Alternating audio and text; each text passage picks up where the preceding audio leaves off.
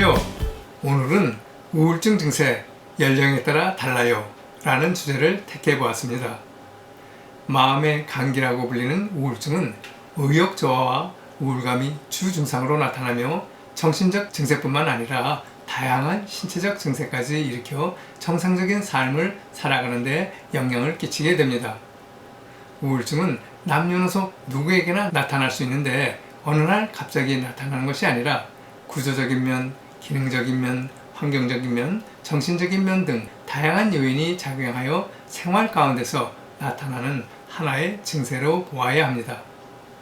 따라서 이유 없이 무기력함과 의욕 저하, 우울감과 불면증, 식욕감퇴, 비관적이고 부정적인 생각, 대인기피증 등이 오랫동안 지속되면 우울 증세가 아닌지 살펴볼 필요가 있습니다.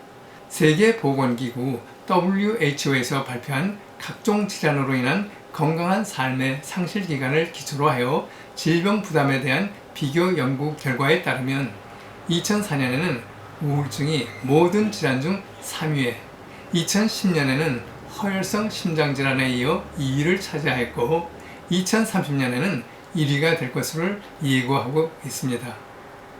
또 다른 자료에 의하면 우울증의 장애 정도는 고혈압과 당뇨, 관절염과 요통 등과 같은 만성질환의 장애 정도보다 더 크며 실명이나 사지마비에 의한 장애와 거의 맞먹을 만큼 크게 영향을 미친다는 보고도 있습니다. 건강보험심사평가원 발표에 따르면 2021년 기준 국내 우울증 환우 수는 93만 3천여 명으로 2017년 69만 1000명에 비해 37.1% 증가한 것으로 나타났으며 연평균 7.8%에 해당하는 증가율로 볼 때 이 추세라면 2022년 국내 우울증 환우는 100만 명이 넘었을 것으로 예상하고 있습니다.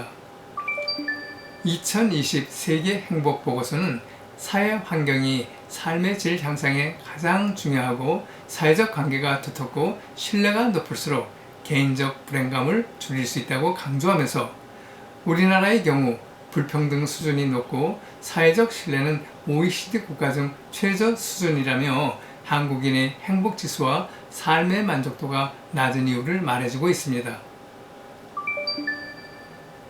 우울증에 걸리면 의욕 상실과 함께 무기력함과 우울감을 호소하는 것이 보통이지만 연령에 따라 차이를 보이고 있죠.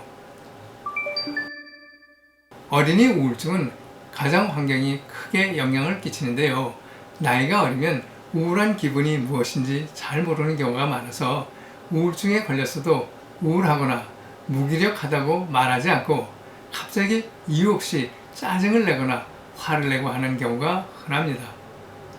어린이는 부모의 보호를 받고 있기 때문에 정서 상태도 부모의 영향을 많이 받으므로 부부 사이가 나빠서 다툼이 많거나 부모가 불안해하면 아이도 불안함을 느끼기 쉬운데요. 특히 부모 중에 우울증 증세를 보인다고 하면 특별히 신경을 써야 합니다. 아울러 아이들이 초등학교 입학 전부터 행해지는 영재교육과 천재교육, 그리고 초등학교에 입학하면 한창 뛰놀아야 할 나이에 선행학습 등으로 인한 과중한 생활 환경에서 불안감이나 우울 증세를 유발할 수 있기에 이 역시 조절이 필요합니다.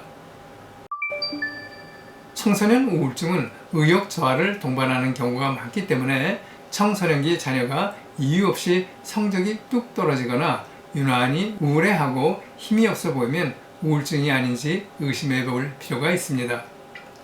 청소년기부터 성인이 될 때까지는 정서적으로도 불안정한 시기이죠. 학업과 입시에 대한 부담이 커지고 정체성에 대한 고민도 많아져 부모와의 다툼이 잦아지기 쉽습니다. 정서적으로 부모에게 독립을 해야 할 시기임에도 부모의 과도한 관심과 성적 향상에 대한 기대감은 부담으로 작용해 불안감과 우울함을 초래할 수 있으며 부모와의 사이가 나빠질수록 불안감은 심해집니다. 이럴 때는 부모와의 허심탄회한 이야기를 통해 해결하는 자세가 필요하지요. 청소년기 자녀가 우울 증세를 보이면 부모는 일단 아이를 충분히 안심을 시키고 친구들과의 관계도 정신 건강에 매우 중요한 영향을 미치므로 친구와 편하게 어울릴 수 있도록 배려해 주는 것이 좋습니다. 최근 2030 우울증이 사회적 문제로 대두되고 있습니다. 건강보험심사평가원에 따르면 20대 우울증으로 치료받은 환우 수는 2016년 6만 4천여 명에서 2020년 14만 6천여 명으로 2배 이상 늘었으며 30대 환우 또한 2016년 7만 5천여 명에서 2020년 11만 7천여 명으로 54% 늘었고 성별로는 여성이 남성들보다 많은 것으로 나타났습니다. 이토록 20, 30대 젊은층 우울증이 많은 까닭은 2030 세대의 경우 군대 문제와 취업, 직장 내 스트레스와 인간관계, 가정환경, 이성 문제와 결혼 등 미래에 대한 불안 등이 다른 연령층에서보다 심각한 문제로 받아들여지기 때문이죠. 그러다 보니 자신감은 점점 떨어지고 절망감으로 이어지면서 우울증으로 발전하게 됩니다. 이럴 때는 긍정적인 마음으로 스트레스를 쌓아두지 말고 즉각 해소하는 습관이 필요하며 꾸준히 운동을 통해 심신을 건강하게 만드는 것도 좋은 방법입니다.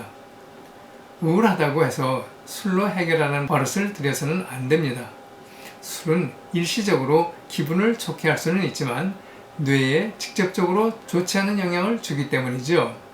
국내 우울증 환우 중 20대가 전체의 19%를 차지하면서 가장 많은 것으로 나타났는데 이는 2017년에 비해 127.1%로 크게 증가한 수치로 젊은층 정신건강에 적신호가 커졌다고 보아집니다. 이 30대 여성들 중 산후 우울증도 심심치 않게 보이는데 이는 임신과 출산 과정에서 여성 호르몬의 급격한 변화가 생기고 경험하지 못했던 육아로 인해 몸과 마음이 힘들어지고 스트레스를 받았기 때문이죠. 이때에는 남편도 육아를 분담하고 여행 등으로 기분 전환을 자주 하는 것이 산후 우울증의 치료와 예방에 도움이 됩니다. 40, 50대 우울증 증상은 의욕 저하와 우울감, 그리고 가슴이 두근대거나 답답하고 얼굴이 화끈거리는 등 흔히 말하는 화병의 형태로 오기도 하는데 이 시기는 교육비와 주택 구입비 같은 경제적인 문제, 자녀 독립에 따른 상실감과 배우자와의 불화 등이 우울증 요인이 될 수 있습니다. 불화로 인해 우울증이 발생했다면 배우자의 적극적인 협조가 필요한데요. 사이가 멀어진 이유와 좋아질 수 있는 방법을 찾아보며 실천하기 쉬운 일부터 차근차근 해나가면서 평소에 하고 싶었던 취미 생활이나 소일거리를 찾아 하루하루를 즐겁게 보내게 되면 배우자에 대한 관심과 사랑이 다시 생기게 됩니다. 노인 우울증은 상실감이나 경제적인 어려움, 그리고 배우자나 주변 사람이 자신을 떠난 후 느끼는 외로움이 발병의 원인이 되고 있으며 어떤 때에는 우울증과 거리가 멀게 나타나는 경우로 우울한 감정이 아니라 몸 구석구석이 아프고 기억력과 인지 능력이 떨어져 치매와 같은 다른 질병으로 오해하는 때도 있습니다. 그러므로 노인 우울증인 경우 가족들이 잦은 방문도 도움이 됩니다. 이러한 가족의 도움과 함께 사회생활을 하면서 이겨낼 수도 있죠. 지역의 복지관을 찾으면 어르신들이 할 수 있는 다양한 프로그램이 준비되어 있습니다. 특정 기술을 배우기도 하고 자원봉사를 통한 여러 프로그램에 적극적으로 참여하게 되면 친구들도 생기고 즐거움과 보람을 느껴서 우울증을 극복하는 데 많은 도움이 되어줄 것입니다. 지금까지 연령별로 겪은 우울증의 증세가 어떻게 차이가 있는지 알아보았습니다. 오늘날 한국 사회는 여러 가지 사회적 갈등이 심화되면서 모든 연령층에서 우울증이 점점 증가하고 있습니다. 나 자신뿐만 아니라 주변을 둘러보면 우울증으로 힘들어하는 사람은 없는지 따뜻한 시선과 관심을 가질 때입니다. 지금까지 말씀드린 내용 도움이 되셨나요? 황 박사의 지로운 건강교실 30강 우울증을 시청하시면 우울증을 이해하는 데 있어서 보다 더 폭넓은 지혜를 얻으실 수 있으리라 생각됩니다. 끝까지 시청해 주셔서 감사합니다.